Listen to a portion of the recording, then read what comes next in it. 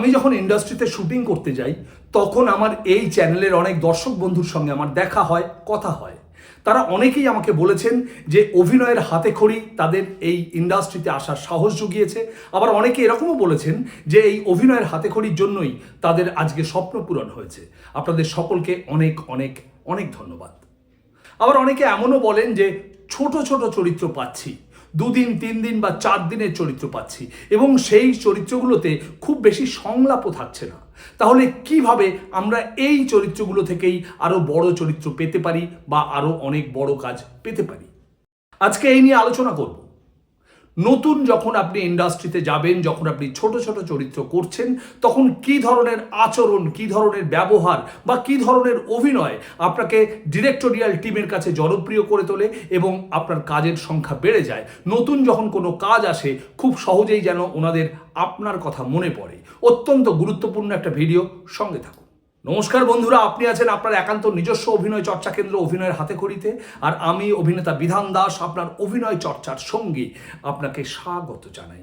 বন্ধু, আপনি যদি এই চ্যানেলে প্রথমবার এসে থাকেন তাহলে অবশ্যই সাবস্ক্রাইব করে পাশে থাকবেন, কারণ এই চ্যানেল শুধু স্বপ্ন দেখায় না, স্বপ্ন পূরণের রাস্তাও দেখিয়ে দেয়। আর যদি অলরেডি সাবস্ক্রাইব করে থাকেন তাহলে অনেক অনেক অনেক ধন্যবাদ। চলে আসি মূল ভিডিওতে। কিভাবে আপনি একটা ছোট চরিত্রের সুযোগ পেয়েও ডিরেক্টোরিয়াল টিমের মনে জায়গা করে নিতে পারেন বা নিজের ছাপ ফেলতে পারেন। সবার প্রথমে বলবো কল টাইম। হ্যাঁ বন্ধু, আপনাকে যে সময় স্টুডিওতে ঢুকতে বলা হয়েছে আপনি ঠিক সেই সময় স্টুডিওতে ঢুকুন। সম্ভব হলে 5 মিনিট আগে, কিন্তু 5 মিনিট পরে নয়।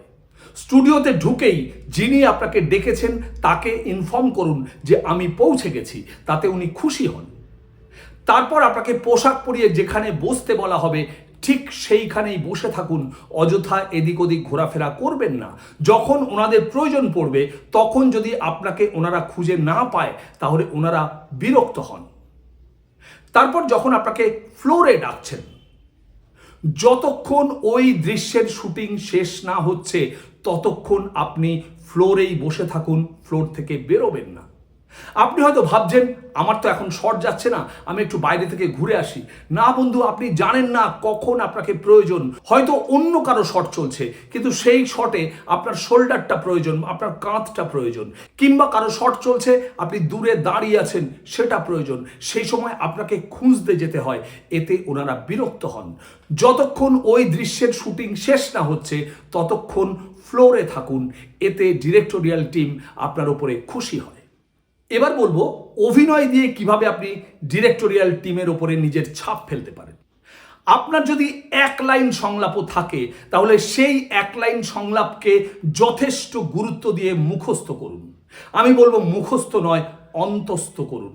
ওই সংলাপটা খুব ভালো করে বুঝে নিয়ে অন্তস্থ করুন, যাতে 1 শটে বা 1 টেকে আপনি সংলাপটা বলে দিতে পারেন।